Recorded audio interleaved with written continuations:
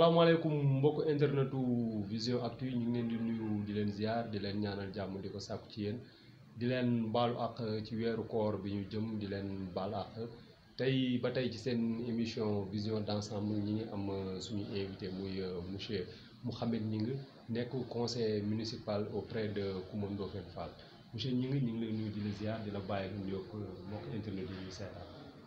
merci beaucoup ñu ngi leen di fay xanaa ñu jiital wax alhamdulilah wasalaatu wasalaam ala rasulillah di ñaan di wax ne rabbi israh li sadri wa yassir li amri wahlul uqdatan min lisani yafqahu qawli ñaan yàlla suñu waxtaan bi ñu yàlla mooy ñu déggoo amiin subhanaka allahumma la ilma lana illa ma allamtana maa ngi nuyu waa Vision Actu ak mbokk internet yi ñu koy suivre yëpp si Diamaguène Sicap Mbao ak dans le monde partout di wax ne man la Mouhamed Gningue conseil municipal nekk si cabinet maire Coumba Ndoffène Fall commune Diamaguène Sicap Mbao am contentement tey di leen fi recevoir di def ak yéen émission merci monsieur Gningue ñu ngi kontaan aussi ci recevoir bi ñu recevoir ak di la remercier aussi ci sa disponibilité monsieur Gningue lan mooy rôle conseiller municipal.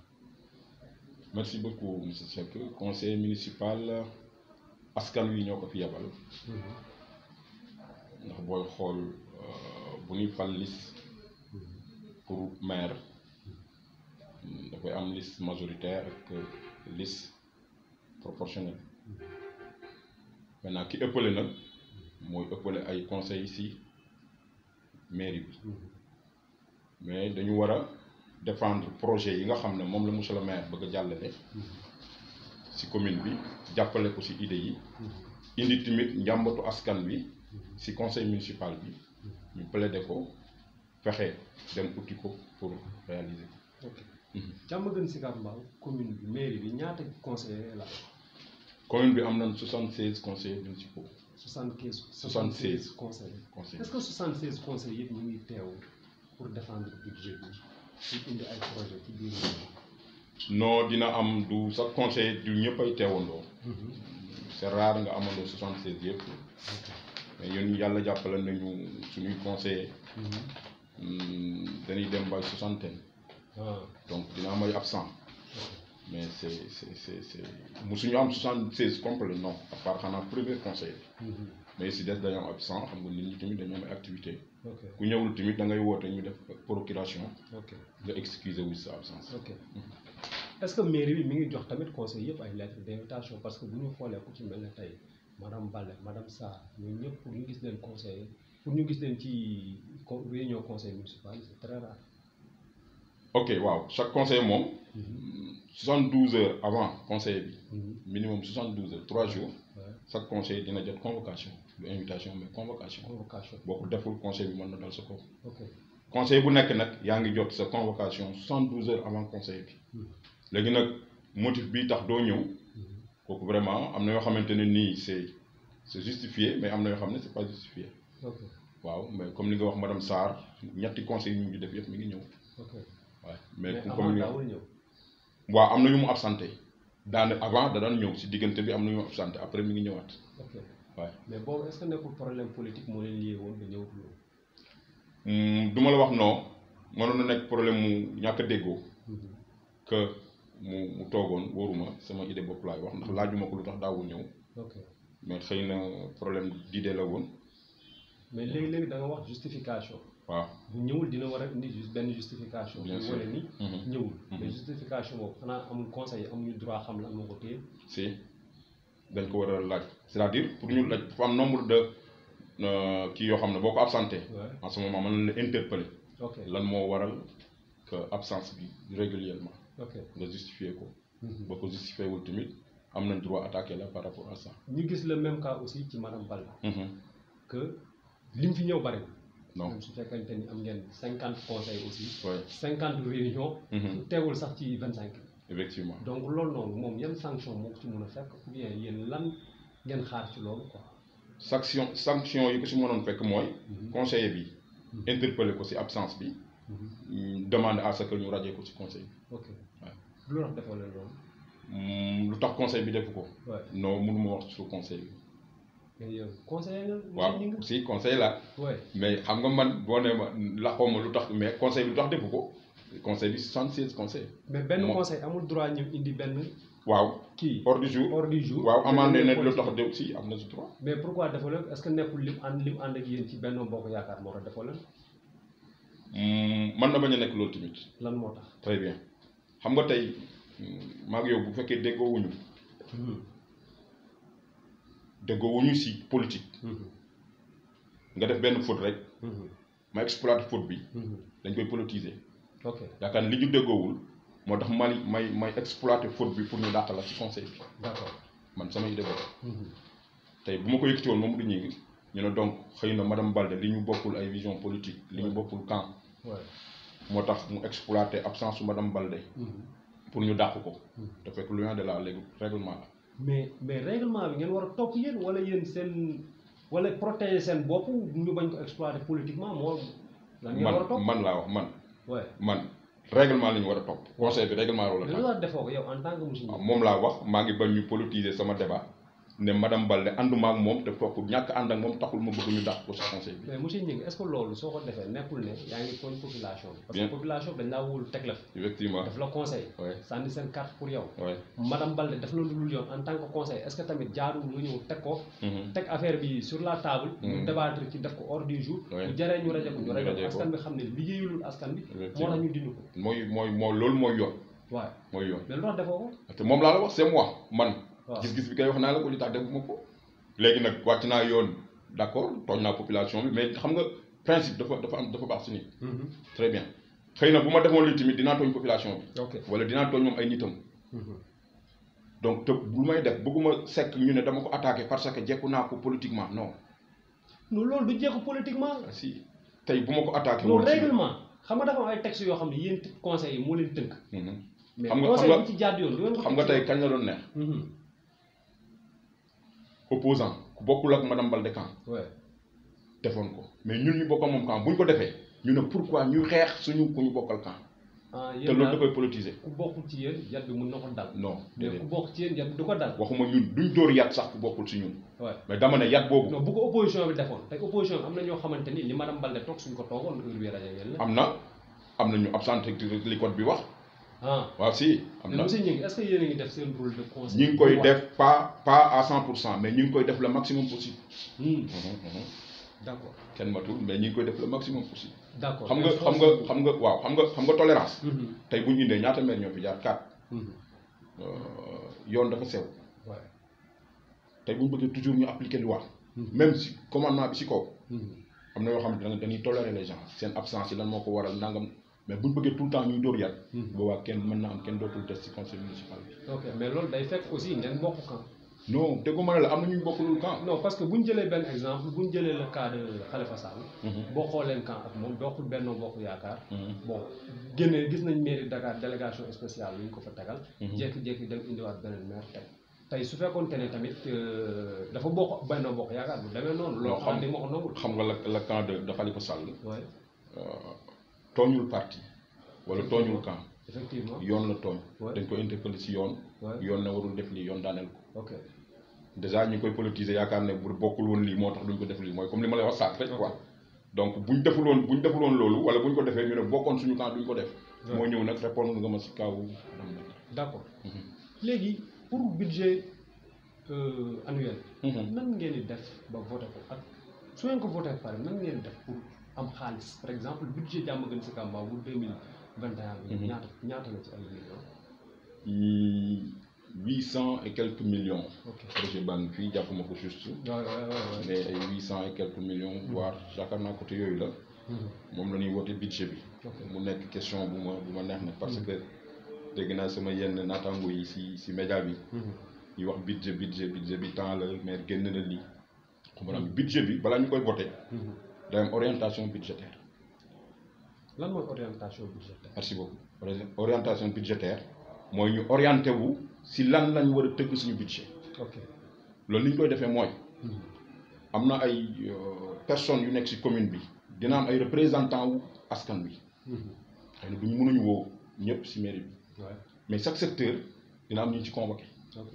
imam yi délégué de quartier yi bàjjenu gox yi ASC yi ñu ñëw toog ak conseil municipal bi ñu def orientation budgétaire ku nekk indi na côté bii dañ ci war a def lii côté bii dañ ci war a def lii côté bii dañ ci war a def lii ñu noté mooy orientation bi léegi nag xool yan projet ñoo gën a jàmp par rapport ak suñu kàttan ñu budgétiser ko budget bi boo koy def da ngay emprisonné rek ne dinaa war a am lii par exemple ma ne dinaa war a am si droit de stationnement mooy taxi yi di fay année bi jàpp naa ne dinaa si mën a am 15 millions ñu bind 15 millions ma ne jàpp naa droit autorisation de construire dinaa si war a mën a am 10 millions ñu bind 10 millions di def noonu si étape bu nekk dajale ko mu nekk 800 millions mais nga recouvrir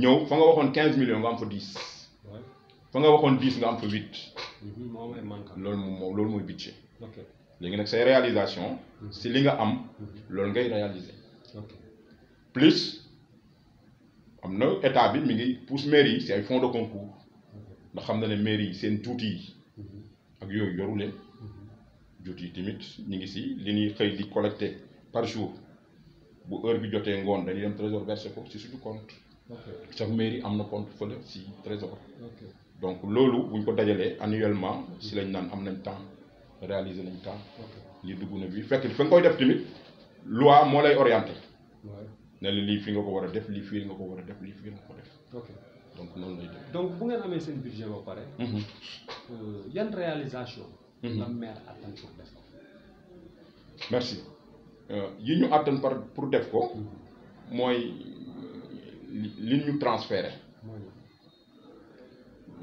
compétence les 9 compétences transférées sport si la bokk éducation si la bokk santé si la bokk planification si la bokk environnement si la bokk ainsi de suite moo tax boo demee si côté santé ñu def ko la ñu attan chaque année santé pour l'instant lan ngeen di réaliser wu chaque année si lay ñëw chaque année ñu fi nekkee ba léegi chaque année dinañ jënd ay médicaments yóbbu si poste de santé yi yaakaar naa poste de santé yi fi nekk yëpp y a de cela 2 ans bu ma juumul juste 1 an réhabilité leen poste de santé yi rappelaat ko defaraat xar kanam gi vraiment loolu ñu koy def si poste de santé si santé toujours santé bi ñu créé mutuelle de santé bi mu amee pour may leen doole waa maire jël na fi lu tolloog 500 personnes subventionné leen si seen mutuelle de santé xam nga mutuelle de santé yi je crois 7000 la état moo jël moitié bi 3500 yi des nag moom la maire jëloon en charge pour lu toll si 500 personnes ci commune bi waaw bu ñu demee ba tey ci budget dañu am ku ñu invité woon muy Yaxya Fall ma koy nuyuwaale au passage mu ne 2018 dégagé ngeen 100 millions pour école Samsam 3 xaalis boobu anam merci beaucoup boobu déglu naa ko sama jeune Yaxya Fall dafa juum maa ngi lay déglu nga insister mu ne génn dafa juum gis nga 2018 boobu si lañ amoon si lañ jàlloon si PACASEN bi bokk si communes yi PACASEN war a financer pour ñu financer la dañ lay jox benn montant nee na am nga lii si temps bi 3 ans yi wala 2 ans yi wax ñu fan nga ko bëgg a def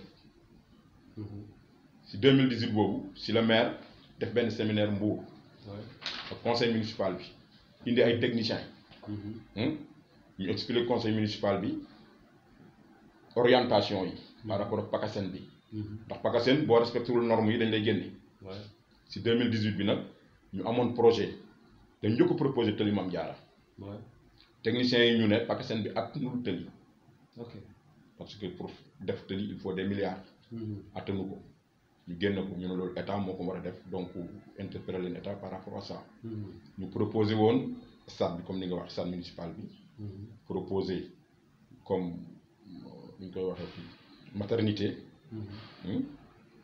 loolu lañ proposé woon si ak extension éclairage public donc yooyu lañ proposé woon maintenant mu démarré donc Yaxya Fall 100 millions boobu muy wax dafa nekkoon si budget pour refaire stade bi. pour PACASEN bi jël ko mais génnul nekkul lu génn parce que fond bi duggagul woon.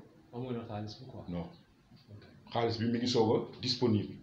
si 2018 à 2012 jusqu'à 2021 xaalis mi ngi soog a disponible. mi ngi soog a disponible si 2021 bi xam nga lu tax. procédure bi ñu lay def loolu da ngay def ay dossier dem ñun la des na dugalal bi defalal bi dugalal bi donc parce que dafa am ñu lay accompagner si PACASEN bi. lu demee ni ki ARD. ok agence régionale de développement. ADM. agence de développement communal municipal. donc ñooñu ñoo lay accompagner techniquement. di la wax état nii ak nii lay tëddee nii ak nii lay tëddee. dossier bii la dossier bii la di la yónnee ay courrier nga koy répondre. ba mu complet ñu lancer appel d'offre bi. promoteurs yi ñëw. jënd kii pour dossier bi. dugal ku gagné ñu jox la marché bi. ok est-ce que foofu amul faay. parce que boo nee depuis 2018. ba 2021. ñuy soog a commencé école Samsam 3 est-ce que amul faay bu élèves yi parce que école Samsam 3 xam nañ ni 17 classes la amoon. dem na ba inondation bi ñëw na nangu amatul benn classe. est-ce que amul faay ci côté mairie depuis 2018 ba 2021 élèves yi suñu doon toog di xaar PACASEN est-ce que dinañ jàng. si c'est-à-dire lu xamul tax amul faay. dans la 2018 lañ dem proposer li ñu bëgg ñun. par rapport ak PACASEN bi. commencé defal dossier yi. 2019 bi. dossiers yi di dem di ñëw. dañuy dem étudier terrain bi. laaj ndax assainissement bi jël nañ ko en compte xam nga parce que kii bi mënul jël assainissement en compte. fond bi. mënul jël assainissement en compte bi ñu demee nag ba xam ne plus 2 bi. da ko jël en compte. si lañ soog a nangu adopté loolu. ñu ànd faak ki yor travaux APIX. mu wax ne canal bi dina jaar fii dina jaar fii dina mën a récupérer ndox mi. kon plus 2 bi dina jaar biir Samsam 3. waaw incha allah dina fa jaar dina jaar al ci buntu école bi. bu ko defee le promoteur mooy génn ndox mi si école bi. ba si canal. ok pourquoi ñu gis un citoyen simple. Abdou Samad. depuis 2020 2021 moom taxawal na 6 salles de classe. yéen en tant que représentant état mais lan moo waral kooku war a mun a indi partenaire bu ko liggéey. yéen ngeen toog aussi xam nga mel na da ngeen croiser les bras élèves parce que 6 salles de classe yi fa nekk ci la élèves di jàng actuellement. te grâce à Abdou Samad moo tax élèves yi di jàng tey. très bien xam nga day wuute Abdou Samad. une bonne volonté ak institution. ok bokkuñu ay démarches. institution ay démarches am dafa war a jaar si yoon. xaalis bu muy jël di ko def fenn dañ ko war a mën a justifier. dafa war a mën a nekk lu légal. très bien te balaa muy def yenn somme yi dafa war a nekk appel d'offre. warul nekk gré à gré. école bi xaalis bu bëri moo koy defar. donc ñun ak Abdou Samad duñ bokk démarche. ñu koy remercier si récupération boobu. récupération laay wax man. ñu koy remercier. récupération wala construction. non récupération Abdou Samad dafa récupérer. non récupérer comme nan Abdou Samad tabax na fa ay salle de classe carrelé ndoy table banc élèves yaa ngi fay jàng. waaw mais dafa récupérer tabaxul. non nangul rek. non parce que tamit soo bëggee ñëw ay récupérer. xam nga. day mel ne dafa xaw am tuuti jaloux bu ci nekk quoi. non du jaloux xam nga lan mooy récupérer. classe yi dañuy inondé. waaw. yeneen ñi di inondé. souvent ñu ne gis nañ ko. ñu toj yenn yi. waaw. ñu toj ko. waaw. yi tane.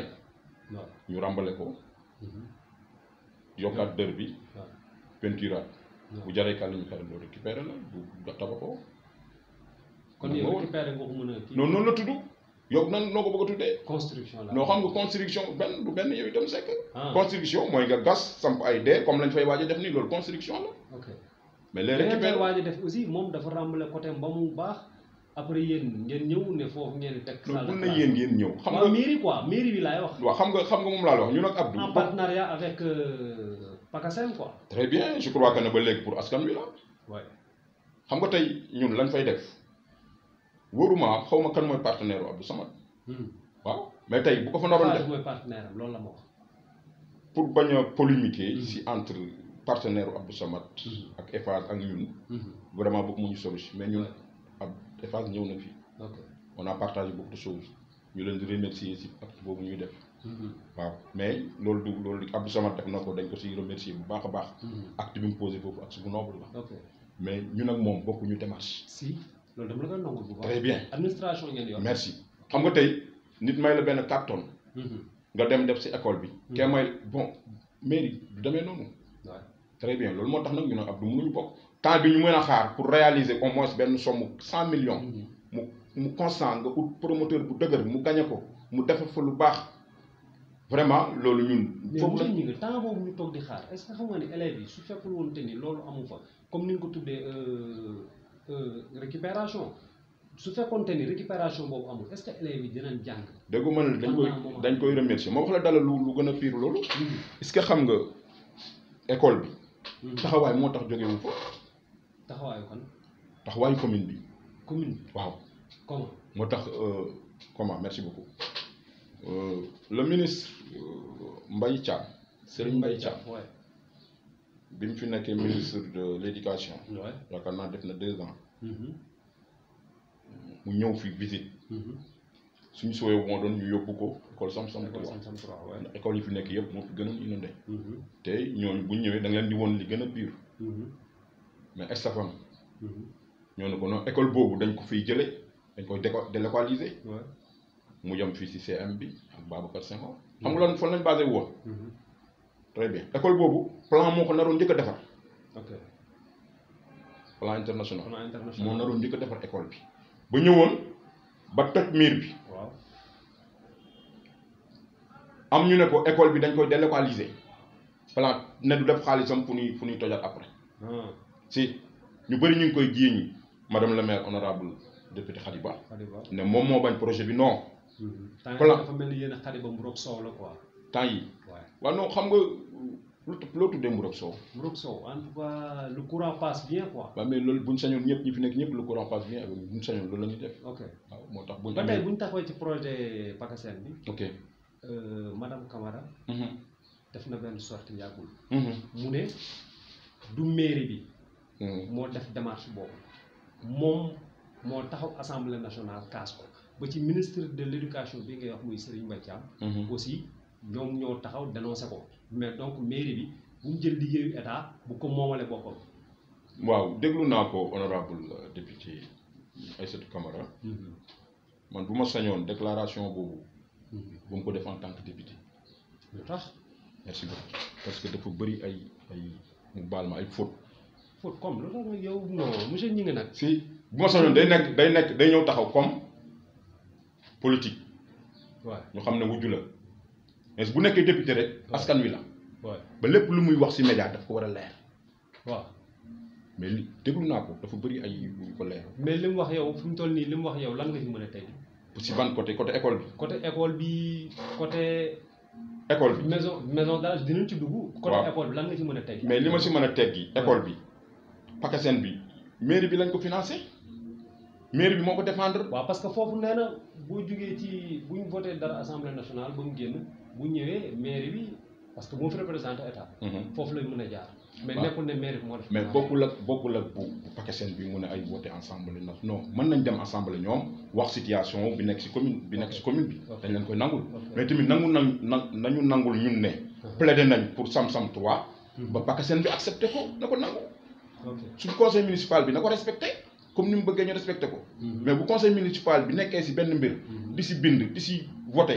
ba yàlla dogal mu jàll mu ñëw bëgg ko génne non kon considéré tout conseil municipal. loolu moo tax ma ne warul woon tax en tant que député bu doon wax en tant que politique dañuy nangu ne wujju la bu ko neexee mu xarat. mais actuellement est-ce que nekkul fi ngeen toog la soxla tamit. waaw non soxla na ko mais position li mu doon wax démb. dafa présenté comme député. di wax ay actions yu muy def assemblée nationale. kooku député bi mooy wax. du politicien bi mooy wax. député et futur maire. nangu naa dëgg bañaluma ko. waaw dëgg man la dafa am fooy toll da nga jël casquette politicien. waaw mais le député c'est un politicien. non xam nga li mu doon défendre laa wax. li mu doon défendre député moo taxaw di ko défendre. démb. waaw démb li ma déglu démb. député moo taxaw di défendre. si ay actes yu ñuy def ensemble ñoom député yi. non dama bëgg nga booleel ma député ak candidat ñaar yooyu ngay boole. parce que moom fi ngeen toog la soxla loolu xam nga ko n'est-ce pas. waaw moom laa wax. xam nga nangu naa. mais dama bëgg xam nga tey man bu may tontu honorable député. motion dama koy tontu en tant que politique si laay gën a nekkee à l'aise. mais discours bi mu def démb discours lan nga ko jaar. discours politique la. waaw discours politique mais kon mën nga ko wax waxu politique. mais dafa doon wax si casquette député loolu laa wax beneen yoon bu mu ko def. mais ñi nga man mënu ma nangu aussi nga bëgg ma génneel député bi. ak politique. député politique moo ko dugal assemblée nationale. xam nga lu tax conseiller politique moo ko dugal assemblée du nationale. ma génnewu ma ko attends mais mi ngi wax ak askan bi Ouais. naan ñun député ñoo def lii ok ñun député ñoo def lii bu ko maire bi récupéré ouais. foofu est-ce que dégg nga fi may waxee ñun député non man j'ai pas compris mais xam naa internet yi dinañ. waaw dinañ gën a comprendre léegi foofu xam nga li ma la wax ci école bi nañu ko nangu ouais. beneen bi mu ne éclairage public mais je crois même yow mi nekkul député nekk boo maire nangoon éclairage public maire yee ko yor bu weesoo route nationale yi bii ouais. éclairage public lampe bu tàkk si benn mairie ba ko taal bu dee benn moom la bu dee fukk moom la ok moom mi ngi juum ne biñ plaidé lampe yi ñëw dafa juum beneen bi mu ñëw si li ñu doon inauguré bërki dem mais de la non loolu dencal ma ko dinañ ñëw. d'accord incha allah parce que dama bëgg tamit ba tey ñu taxaw ci école Samson 3. parce que am na problème bu ci am actuellement. mooy parce que Abdou Samad moom déjà bon nee na ay partenaires am pare nañ pour tabax foofu. site bi mu war a tabax site boobu ngeen war a tabax. xëccoo am ci côté administration. ak est-ce que ñu ngi côté Abdou xëccoo Samad est-ce que ñu parce que moom nee na yéen du ngeen fa teg biri. non non yaakaar naa loolu waxtaanee nañ ko man sama bopp. ma génne casquette conseil municipal. Ouais. parce que il me respecte beaucoup il me dit sama nijaay. sama jarbaat. donc hormis yi yëpp ñàkk bopp xalaat bi. ok man nañu war a mën a waxtaan. tout à fait. seeti naa ko. demandé ko dama ko gis bëgg a gis mu jox ma rendez-vous ma déplacé wu ñu toog. calmement ñu discuter. ma xamal ko ne askan wi nga moo la yitteel. askan wi moo ñu yitteel. école Samson 3 moo la yitteel nangul nañ la ko. nga def si ay effort.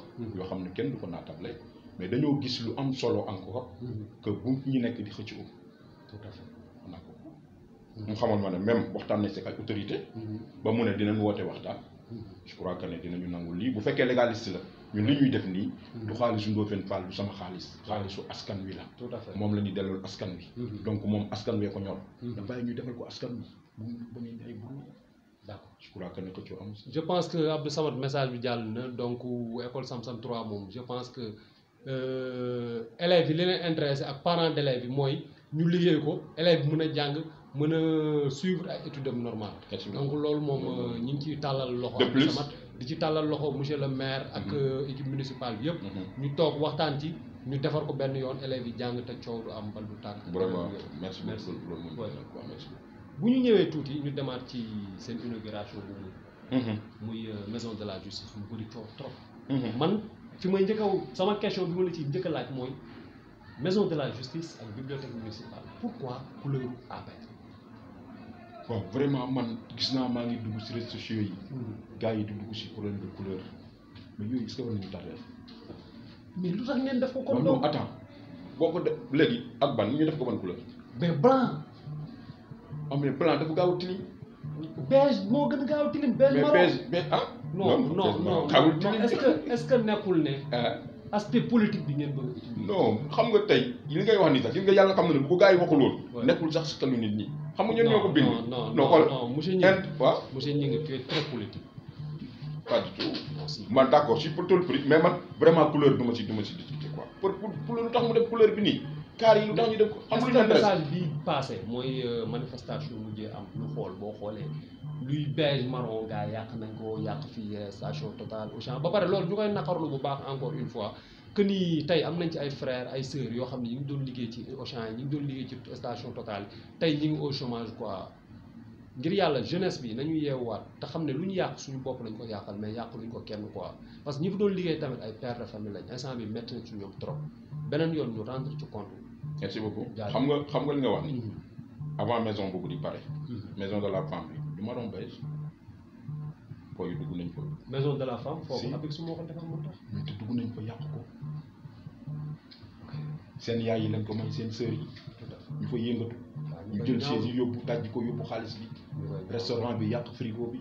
waaw mais nag est-ce que loolu raison pour laquelle. tamit monsieur Gningue ngeen bañoon ko peinture marron non xam nga man jàpp naa ne loolu. oui tey tamit bu booy manifestation bu ma doon amati. jàpp naa ne sa message jàll na si ñoom. message yu ñeneen jàll na si ñoom. dootuñu yàq xam nañ ne loolu erreur la. xamuñu ñan la mais jàpp nañ ne message bi jàll na. ndax ku jël rek yaa ngi leen di wóor si loolu. te xoolal premier jour bi di njëkk a ñëw. seen benn maire lañ fa dajale. maire bi naan sama doom fii seen yaay yee ko nekk. boo yi dem dëgg xaw ma ban influence lañ amaat ñëw si guddi gi def ko. moo tax ma jàpp ne bu amaatoon. xamuñu marron beige xamuñu couleur Macky Sall wala face bi duñ ko yàq. mais est-ce que yow yaakaaroon tooñ ngeen askan wi. non yaakaaruma ko. ci problème couleur bi problème couleur bi non vraiment askan bi leneen moo leen yitteel. même am na ñu nekk seen biir parti d'accord ci marron beige bi. waaw mais am nañ si droit. mais man dama jàpp ne ni ma amee droit. ne couleur bi. man vraiment du ma tardé. noonu la tamit keneen am droit bañ ko. ok bu mu jël suñu temps. bu mu ñu tardé quoi vraiment. donc léegi bu ñu demee tuuti. ñu xool inauguré ngeen. ba pare. ñu gis ne ci biir amul benn contenu. ok est-ce que nekkul comme inauguration le président Macky Sall bi ñu def ci terre bi ñëw inauguré dawal wagon bi de Diamniadio à Dakar après mu la tekk. très bien xam nga lan moo ko waral. benn bu dee dama commencé si réseaux sociaux bi mooy maison de la justice bi waa ministère. ñoom ñoo ne maire ñoom ñoo ko équipé parce que ñoo xam yan matériel lañ soxla. est-ce que du nekkaat procédure bu yàgg tamit. du yàgg bu naree yàgg maire ubbi ko. parce que femme fi ñu leen logé actuellement nii. maison de la femme bi. femme yi soxla nañ seen salle yooyu. tout à fait donc loolu nag nit bu la ñaanee dara defal nga ma lii mais may ma def lii. da nga koy may. parce que ministre dégg nga keroog immigration bi préfet li mu wax sous-préfet. place tel état moo tabax état moo waroon di tabax yi mais li tax ñu tabax ko. xam naa dina ñëw si biir. que li ñuy wax maison de justice bi diw Brabassi bi moo ko fi def. bu ñu fa yeggee ma wax la li tax maire tabax ko la maison de justice. booba justice dafa pare woon pour délocaliser maison de justice bi. génne ko biir Diamaguène Sicap. génne ko biir Diamaguène Sicap Mbao. ngeen bañ mu génn ngeen. ñu bañ mu génn parce que ñi ko fi defoon vraiment. ëllëg boo leen yeewoon ne la Ndofène Fall nelaw na ba maison de justice ba ngeen indi woon mu génn commune ba. parce que bâtiment bi baaxatul. loolu rafetul ñu ne non du génn. d'accord maison de la justice ban xaalis ngeen ko tabaxee. bii nii. fonds propre. commune bi conseil municipal. dañ ko conseil municipal bi ñoo ko voté. loolu moo tax 50 millions yi génn. moo tax ma honorable député. ma ne woon dafa waroon na au moins respecter conseil municipal bi. waaw conseil municipal ñoo toog waxtaan si ba validé ko. mais boo demee ci marché donné marché public est-ce que di nga fa fekk maison de la justice bi Diamaguène. waaw mais bien sûr demal. am na appel d'offre. ma ne demal boo demee man li ma ko njëkk a xamal sama benn jeune promoteur moom moo njëkk a ñëw na ma gis naa xaw ma lan si fi ñuy xoolee marché public yi. mu ne ma gis naa am ngeen lii da nga ko fay fekk. c'est bien sûr. am na somme boo xam ne bu fa yeggee rek bu rombee je crois 14 xaw ma 15 millions. forcément da ngay dem appel d'offre. ça c'est sûr. mais honorable moom nee na carrément lii moom ñoom ñoo ko plaidé aussi assemblée nationale. non honorable dafa juum. honorable kon yow da nga bëgg a wax sur toute la ligne dafa juum. li ma déglu lépp dafa juum. waaye dafa juum kii conseil municipal bi ñoo ko voté. bon waaye gis nga bi muy wax Tabaski bi. comprendre ma wax ko lan naka la demee. gis nga foofu maison bi nekkoon foofu moo doon mairie bi. mairie bi foofu la ñu ko nekk sës ak police bi si Tabaski bi foofu la nekkoon. Tabaski bi moo tabax fii. bi ñu paree. Doudou Assane Mbaye toxu si fii Doudou Assane sax même servir na fële. Doudou Assane bi mu toxu see fii. si la jël am offre maison de justice mu teg leen fa. boole ko bibliothèque municipale. bibliothèque mooy première salle bi à droite. moo fa nekkoon. ñu dem bâtiment bi màgget. commencé di def ay fissures. dal bi di wàcc. justice interpellé maire. maire bi mu toogee ak conseil bi ñu xalaat ne. boo tojee maison bi tabaxaat ko. léegi sax moo gën a yomb dem terrain nii nga tabax. actuellement dañ ni 50 millions ngeen fa def te jëndoo leen terrain jëndoo leen dara.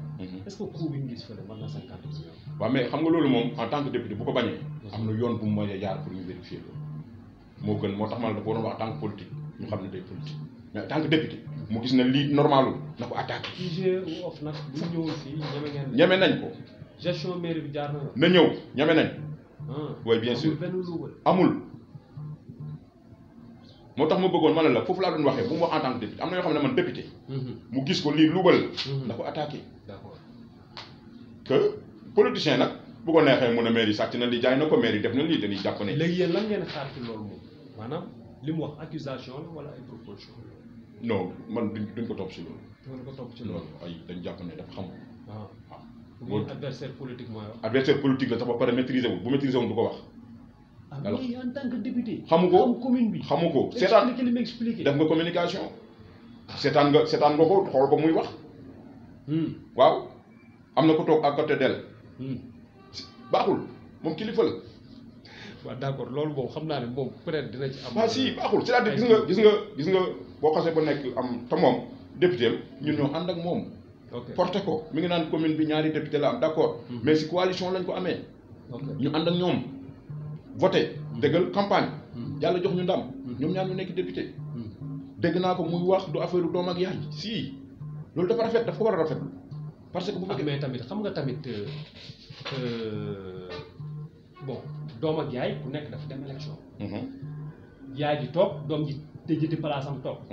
mais kon donc tamit foofu li mu wax noonu ay adversaire politique la ñu woon doom ji gañe na yaay ji mais léegi foofu tamit dafa joxe xalaatam. ma ne loolu dañ ko war a rafetlu foofu nangul ko loolu. merci xam nga lu tax ma ne dañ ko war a rafetlu.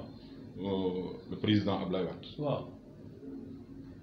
yàlla dogale ba moo sëñ Mountakha Mbacké. yàlla na yàgg te wér. boole ko ak président Macky Sall ñu daje. waxtaan. gars yi dañ ko rafetlu. ñu ne papa ak doom. moo ne du doom biologie la comme ni ko président Idrissa Seck di waxee. mais moroomu baayam la ñu bokkoon di liggéey. Khadiba comme li nga wax. bokkuñu woon parti wala bokkuñu coalition. biñ koy gagné. yàlla dogal ñu dem élection ñu gagné ko. biñ ko gagné mu dem. bi mu demee ñu fekk fi loo xam ne moom moo ko démarré. monsieur le maire ba muy expliqué mu ne lii. Khadiba moo ko indi moo ko démarré. wala est-ce que monsieur le maire nekkul day xëcc politique parce que monsieur le maire temps yi gis nañ ni il est très politique aussi parce que bu njëkk da doon làqatu ñu naan technocrate la ñu naan du wax dafa kii mais temps yi gis nañ mi ngi génn ci média yi mi ngi wax est-ce que nekkul li élection yi jege si aussi. non xam nga fi ñu toll nii bilan dafa jot. muy ñun. muy opposition bi. ku nekk jóg nga. yéen seen bilan est-ce que passé wul parce que yéen 7 ans ngeen toog te 5 ans ngeen waroon toog. non passé wul. 7 ans ngeen toog. ba léegi yoon moo ñu fi teg. c'est des décrets moo ñu fi bàyyi donc yoon moom pourquoi gars yi naan suñu xam yoon mooy décret rek. mais est-ce que jotul woon bi 5 ans yi jotee Sénégal lépp ñu def ay délégation. non xam nga lu tax mënul woon nekk. ñi indi lii demandé wuñu woon délégation. dañ demandé woon ne mënuñu dem élection. parce que li fi nekk leerul. après élection présidentielle. loolu lépp ñun ñëpp war nañu. ñu naan fichier bi ñi naan parrainage. président fekk si leen si loolu. heure bu ñu defee lii du sotti am lu ñëw si diggante bi mbas mi xam nga ñu ngi naan ay France def na élection si mbas mi mais ñun ñëpp bi mbas mi ñëwee ñun ñëpp ñoo tiit nangu wuñ ne élection mën na am mais bu ñu toog ba mu passé. ñu am fu ñu xool rek ba ko indi. boobu bu ñu ñëwoon élection ñëpp ne non mënul nekk parce que mbas mi fu ñu tegoon la. mais mbas mi avant élection yi la woon sax. moom laa la wax. xam nga mbas mi boo xoolee mi ngi soog a def 1 an. waaw donc 6 ans ngeen defoon. donc beneen 5 ans bi je pense que mënoon nañ fay jàllale ay élection. non moom laa la wax c'est-à-dire. bi ñu defee 5 avant ñuy def 5 amuñ egg ñuy egg si date limite 5 ans yi. ñoom ñoo ne mënuñu dem élection.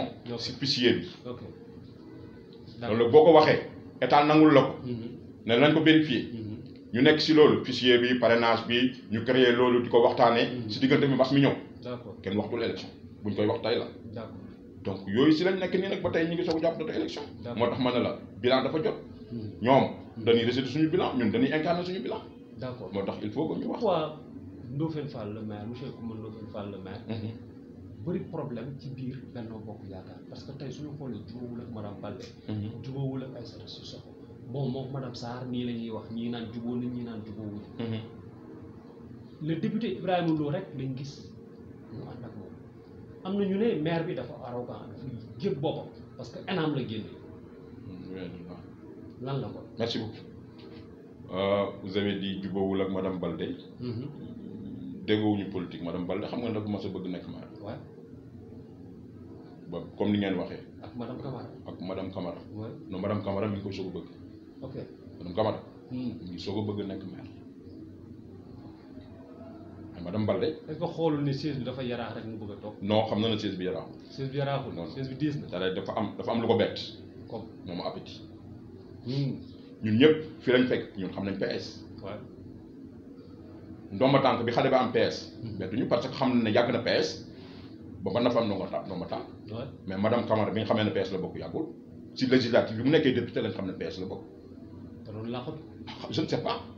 ah yaa ma ko wax. waaw non si moom la wax c'est-à-dire xam nga laaxatu ak xëy na bañ a nekk politicien actif wala bañ a nekk politicien man na si. bañ a nekk laaxatu. mais léegi nag moom fës na. voilà léegi nag député gi ñëw na macha allah ñu yéene ko yàlla na ko jig mais day amaat appétit.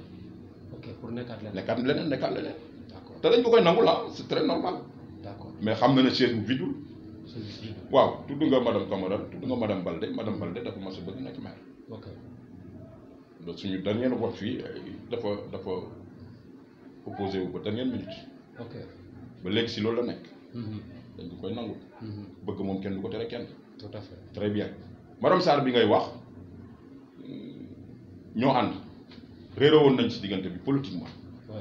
xam nga bu ñuy wax réeroo bi tey madame Sarr bu ñëwoon dañuy foo madame Balde bu ñu dajee dañuy nuyoon. te ba léegi da ngeen a réeroo. ak madame Sarr. ah non. kon léegi le courant passe. non mais le courant passe bien parce que ay nit bu ñu toogee waxtaan dañuy déggoo. ok teewul ñu madame Sarr. mais est-ce que Ndofène aussi waru woon oyof dem seeti madame Balde madame Camara ku ci nekk ñu toog waxtaan comme yéen a bokk seen Benno Bokk Yaakaar. ou bien yéen loolu moom mënoo leen ko. waaw ma ñëw si madame Camara. waaw xam nga dafa am yoo xam ne bu ko nit defee. c'est très difficile. madame Camara dafa dem assemblée nationale. waaw.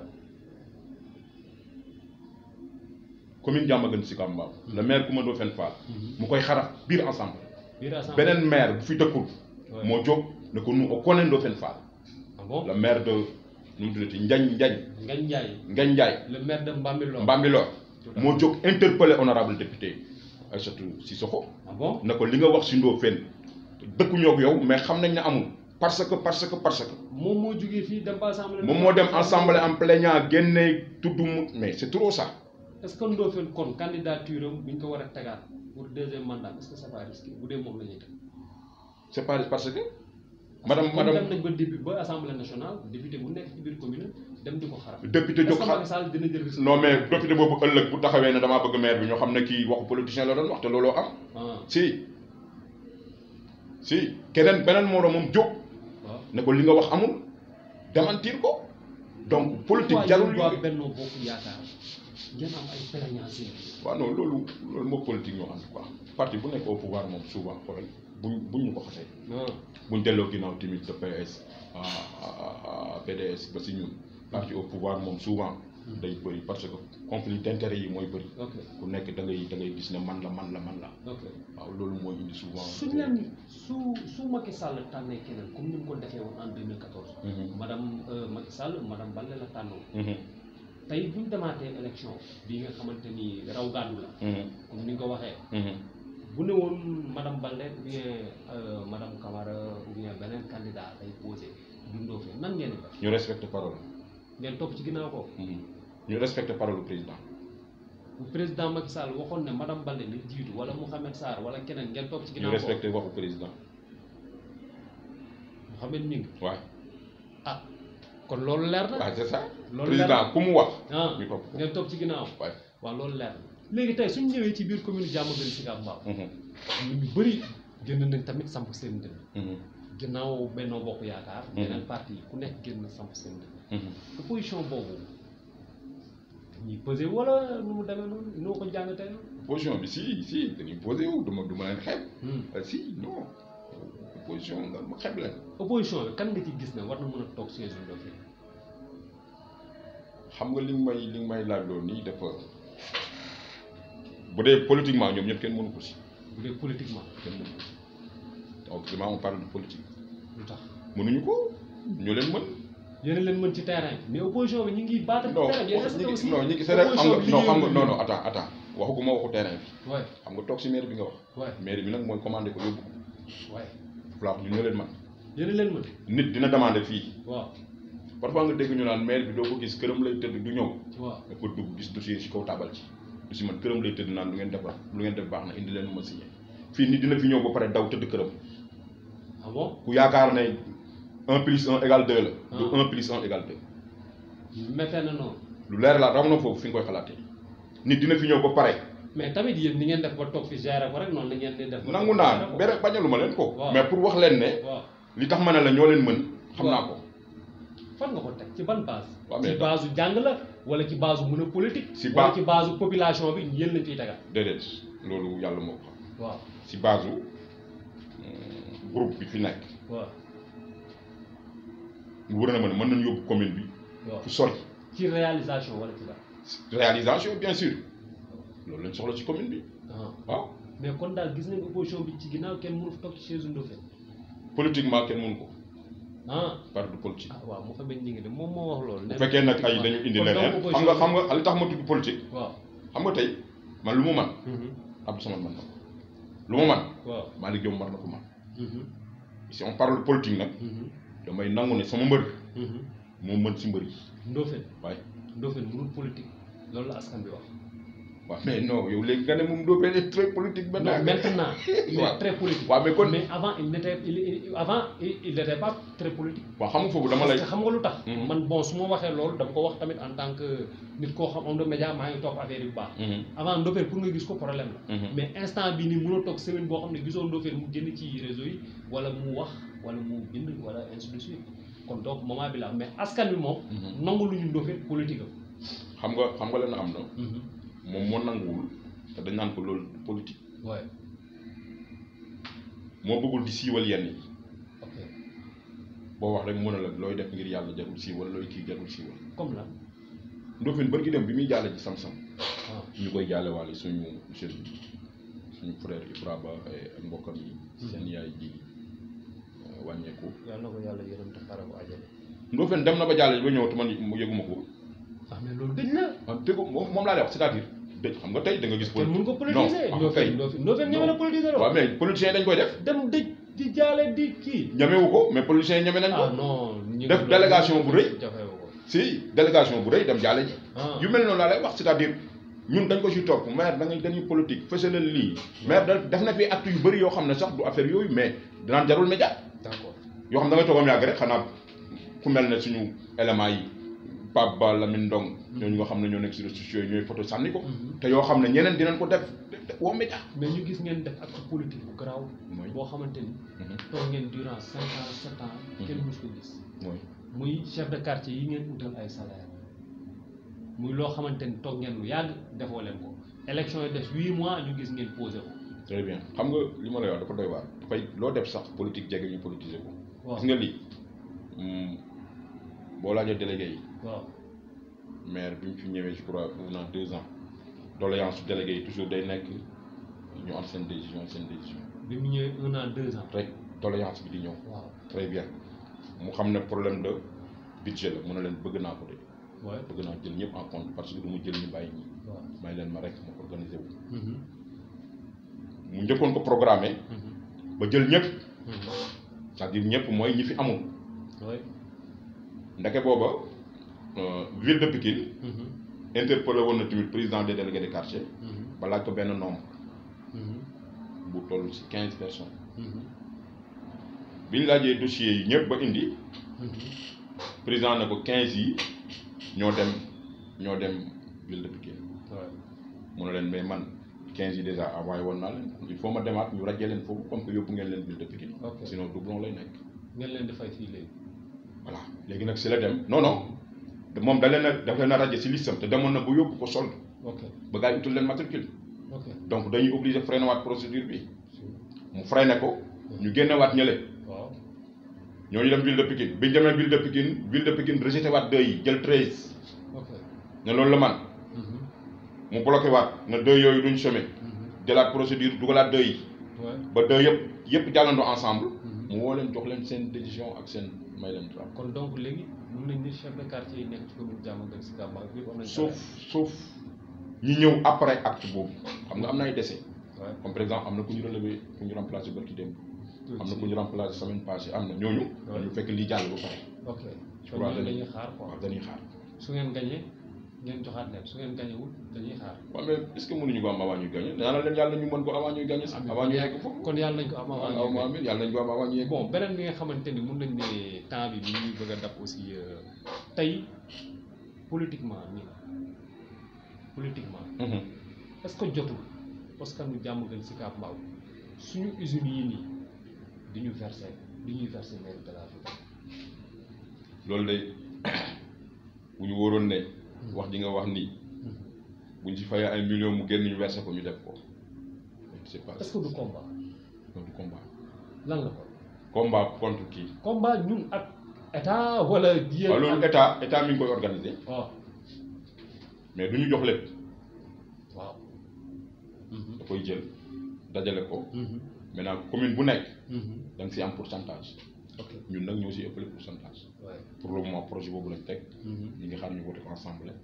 boobaa loolu dootu leen ville de Pikine. fii la ñuy des. day des si commune yi. d'accord mais ñun ñi nga xam ne nag ñun ñooy impacté yi. ñun ñoo ëppale pourcentage. mais du ñu jox lépp parce que dafa costaud somme boobu. yan réalisation nga mu mën a jox durant seen mandat yëpp lu ngeen fi def loo xamante ni état bokk. très bien te amoo leen partenaire sur fonds propres. non mais pourquoi le juge partenaire yi. non parce que partenaire mooy financé. non mais partenaire dafa bokk si suñuy activité mairie. tey boo demee si mairie yi gën a mag. réalisation yu mag yañ fa def. mooy partenaire la ko defal partenaire dafay bokk suñu bilan de. ah si mais sur fonds propres. sur fonds propres poste de santé bi nekk Daaru Salaam. foofu bëri na coow parce que ñëpp ñu ngi naan bi mu paree ba léegi équipé wu leen ko comment opérationnel ça fait 2 ans wu nit ñi ñu ngi koy kas. très bien xam nga lan moo ko waral. lan moo ko waral. dañ ko defar ba pare yaakaar naa bañ koy ubbi médecin chef man ko woon ville de Pikine yónnee woon na. ñu doon xaar état attribué ñu ay technicien mu tardé fin bi mu am benn ONG. boo xam ne ministre de la santé moo ko accrédité li mu bëgg a def. benn santé approche la. public privé la. day ñëw fekk nga tabax sa maternité ba pare war sa poste de santé. moom mu indi équipement am indi personnel am. moyennant quelque chose mais yoo xam ne yeneen postes yi duñ ko am. ok léegi nag ñooñu barki démb sax maire daf leen mujjoon joxoon ultimatum ne leen bu ngeen démarré wul. comme moom mi ngi leen ko waxoon si mois de février. bu ngeen démarré wul bala 5 mars. man dinaa recruter sama bopp démarré ko. 5 mars passé la merci maa ngi ñëw. si leen ñëwaat. indi ay données yu bees. ba pare gisoo lancé woon nañ ci Facebook bi. pour recrutement bi. parce que dañ ne si commune bi la ñuy jëlee personnel bi. mais il faut mu nekk ay personnes ressourcées. si lañ ne fan ngeen di jaarale seen i publicité. ñu ne pour commune bi mën ngeen ko jaarale si kii ba pare ñu tax ko fii. d'accord donc processus boobu lan ñu ñaan. ñu may leen ñu trier ko mu jeex. ñu démarrer. foofu amul partenariat sur fonds propre la ko. fonds propre la. bu ñu demee ci place publique. waaye gis na place publique yi am na ñu ko nangu am na ñu ko nangu. am na ñu nanguwul place publique yi. am na ñu nangu place publique am na ñu nanguwul place publique. comme ban par exemple bi nekk Sam-Sam 2. waaw boobu inauguré ko leen. foofu ay nit ñoo fa doon gaare seen ay oto événement bu ñu daan muul foofu la ñuy muulee bu ñu daan takk ay xar foofu lañ koy takk pour événement tabaski ñu ngeen ñëw def fa place publique est-ce que empêché wu leen population bi ñu am place. amul benn place publique. bu ñu teg te du fekk du demande population bu ko dëkk. mbir nag est-ce que population bi yëpp. non mbir mënoo ko am à 100%. waaw mais au moins nga am sax 60%. on a 80%. bon mooy si place publique Sam-Sam 2. en tout cas ñi ñëw réclamer ko bari na trop. surtout gardien yi nga xam ne ñoo fay gaare seen ay oto. waaw léegi est-ce que xam nga intérêt commun bu dajee. intérêt personnel dafay day topp. d'accord kon foofu loolu moo koy sa réponse. moo koy waaye sama réponse waaw ñu fa ëpp. jeunesse bi. ñu au-delà jeunesse bi délégué de quartier bi mag ñi. nangu ñu aménager place bi. ñi ngi jëm ci inondation. yàggatul. déedéet. ñu gis ne seen mandat durant 7 ans benn yoon ngeen fi génne équipe mobile boo équipe mobile d'intervention bu liggéey daaw liggéey bu am solo ñu leen koy nangul muy le coordonnateur grand Mouhamed Sarr ak équipe bu Paba bi yëpp ñu ngi leen di rafetlu seen liggéey bi fi def ci inondation yi passé. est-ce que préparé ngeen pour inondation yi. damay dellu si li nga wax benn yoon lañ fi indi équipe mobile. durant 7 ans très bien mais du benn yoon la ñuy intervenir si xam nga équipe non déedéet ak ñun.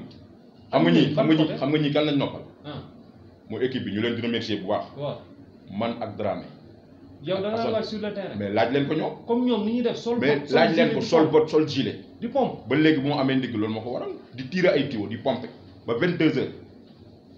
mais parfois da li tax nga tax parfois sax ngay kii da ngay dem si benn koñ boo xam ne. da ngay gis ay boy toog. yow comme que ñu ne mairie nga rek. ñu ne yaa war a def lépp. maay tàllal ak Assane Fall. Abdou Ndiaye Dramé. kon actuellement dafa mel ñii ñun lañ noppal. way ñun dañ daan nekk ci terrain ba minuit parce que partout lañ doon bëgg a jaar. ok bu ñu ko fekkee jeunes yi ñu jàppale ñu jàpp jox leen carburant remercier leen. mais fu ñu nekkul ñu yóbbu fu ñu numatu ñun bi ko ñuy démarré daaw laajal. inondation dafa mel ne Abdou Samad moo leen ci mën de. ñun ñoo ko mën. Abdou Samad remontada la leen def. non Abdou ñoo ko mën xam nga lan la. c'est-à-dire moom laa la wax Abdou ñun bokkuñu ni ñuy doxalee. waaw mais ñun ñoo mën Abdou ci inondation politiquement ci inondation xoolal xam nga bul ma indil Abdou sax Abdou ñun ñoo ko mën ci inondation parce que li ñu def si inondation du ko ci def ah mais ren wàccee na plus de 48 mois. waaw mais nangul nañu ko merci beaucoup keroog ñaan naa ko yi nii su fekkente ni man boog man en tant que benn citoyen bu dëkk ci biir commune Diamaguène Sicap Mbao daf koy nangul Abdou Samata. non si déggoo ma ne la inondation sànq avant ngay ñëw maa ngi koy wax ak gars yi ma leen Abdou xale yi dañu yaakaar ne Abdou ren la Abdou moom Dabassi bi dañoo ërante si depuis 2005 très bien Abdou jàmbaar ci inondation dafa yàgg si inondation kon nangul nga Abdou plateforme inondation lañ bokkoon ma ak moom boobu ñëwuma fii si mairie bi man mais s'il s'agit de mairie li muy def si inondation Abdou du ko si def mais xëy na lim koy jaral visibilité bi mu si wut ñun utuñu ko marché Darkase kañ ngeen ko war a commencé kañ ngeen war a def pose première pierre marché Darkase actuellement autorisation de construire bi moo ko tardel procédure bi moo gudd ñaata temps lay def pour ñu réaliser projet temps li ko entrepreneur bi wax nee na 15 mois sur 15 mois la koy def perpétuellement waay dina pare bu ñu demee école Samsam 3 sur combien de temps pour élèves yi war a jàng non boobu xawma ko 7 mois 7 mois kii nee na ma 7 mois la donc mun nañ xam ne kon année 2022 kenn dafa jàng quoi 6 classes la ñu continuer 2021 ngay wax mais 2022 kay dafa la ñu ñaan yàlla jàng ndax bu dee 7 mois 7 mois yi kay 2021 bi lay jàng 2022 la ñuy jàng normalement d'accord mbégte ak contentement lañ amoon ci dalal la kàddu yu mujj yi mooy benn point bu ma bëggoon bu dugg si ndax bëri na lu ñuy si dal suñu ko duggoo si mooy ban côté dama bëggoon tuuti si côté Modiba maa ngi si doon xaar génne ay këyit yoo xam ne mosu leen ko woon am laa leen bëggoon woon mais comme que xam nañu xaar bi beneen yoon rek comme que d'accord boobu dencal moo ko ba ma dencal nga ko parce que gis naa ne heure bu ñëwee si média bi moo di wane këyit day wax rek mais ñun dañ leen bëggoon woon ay këyit dama dépôt bi mu def rejet bi ñu ko defal li mu bëggoon torom ko suñu tamit doon na am solo parce que Modiba nee na Mouhamed Gningue ak mun doo fen nee na man maay courtier tëj nañ leen prison waaw gis nga man maa leen fayal subhanallah loolu la wax nee na yow tëdd nga ci yow ak mu xam ak monsieur le maire mais c'est faux archi faux kenn tëju leen ci amoo leen benn condamnation ci loolu ok ban genre condamnation merci beaucoup Modiba bi mu est-ce que xam nga maison de la femme bi case des tout-petits foofu la war a nekk maison de la femme fi mu nekk foofu la case des tout-petits war a nekk déedéet ñoom ñaar ñooñu laa wax maison de la femme bii ak case des tout-petits fi mu nekk fee la waroon nekk Fass Mbao mais maison de la femme bii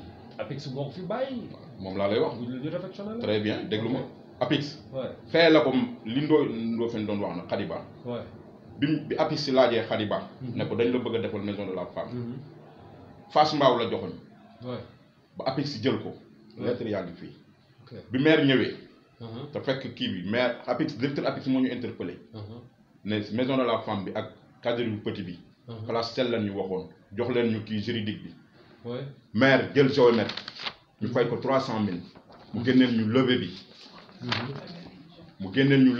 levé baa ngi nii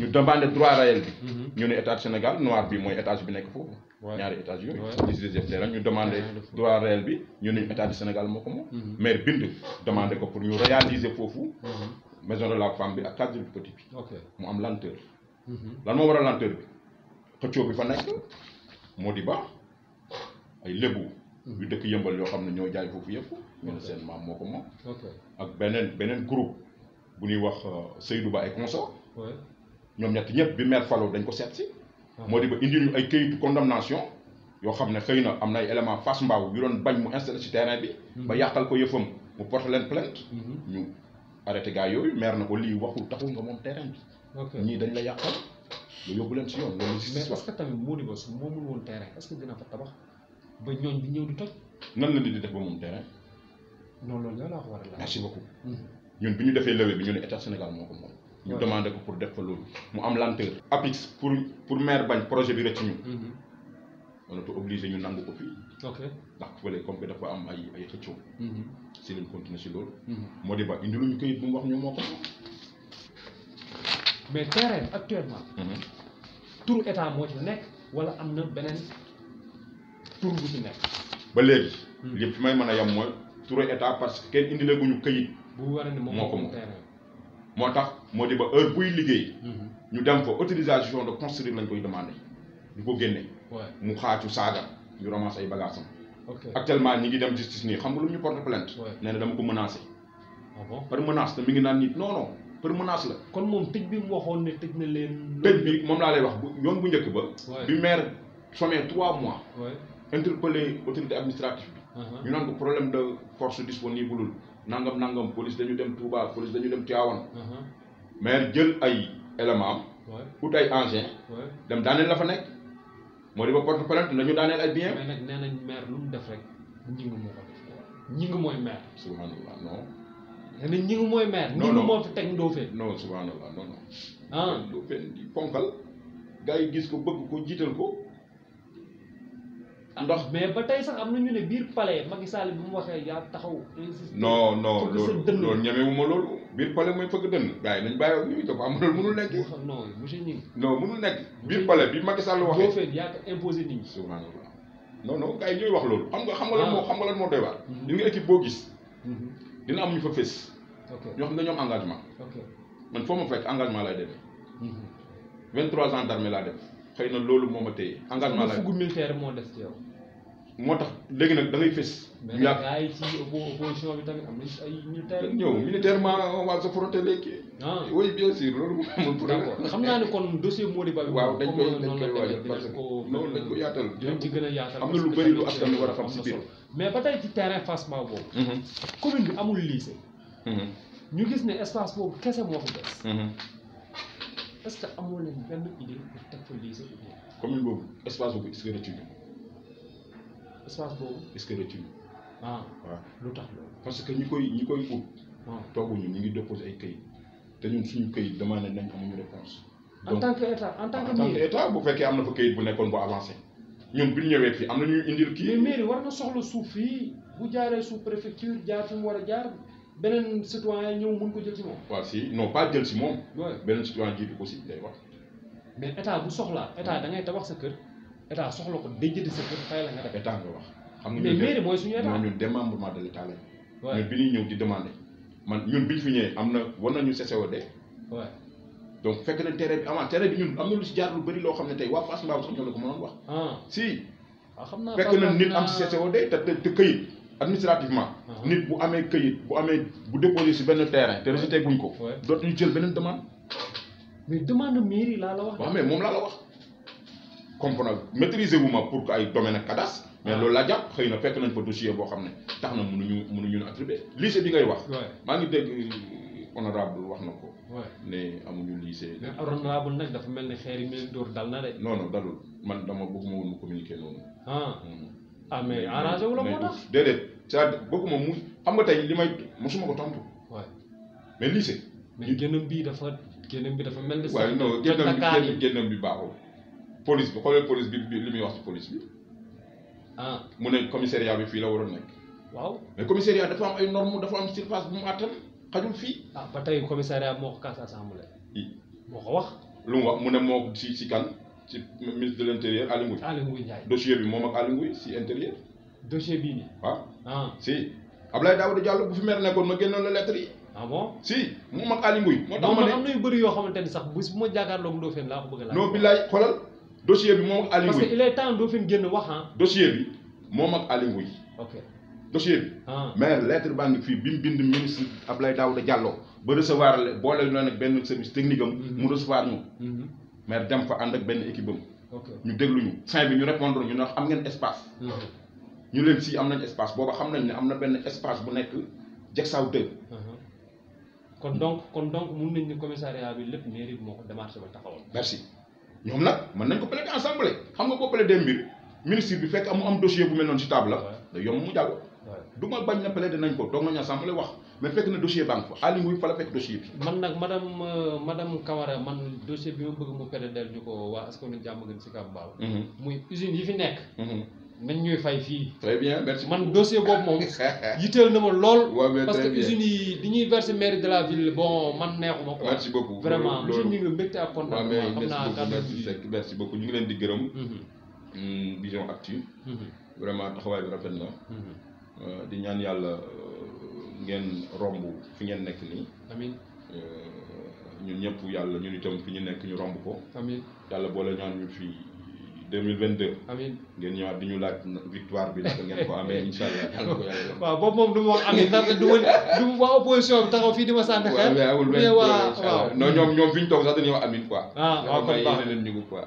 merci beaucoup merci jërëjëf. jërëjëf mbokk yeeg xarit yi ñu doon seetaan tey ci seen chaîne YouTube Vision Actu mbégte ak contentement lañ amoon tey ñu ngi leen indiloon aussi suñu conseiller municipal di monsieur Mouhamed Gningue et j'espère que liñ fi échangé xaw na am njëriñ ci askan wi donc di gërëm sama doyen mi nga xamante ni moom saa su ne mi ngi may jàpp di ma pousse rek waaw maa ngi koy beral mention spéciale ak Paba mi nga xamante ni moom saa su ne tamit mi ngi ñuy encouragé di remercier askanu Diamaguène Sicap Mbao di leen jox rendez-vous ba ci fan yi di leen ñaanal aussi kooru jàmm ak salaam merci beaucoup jërëjëf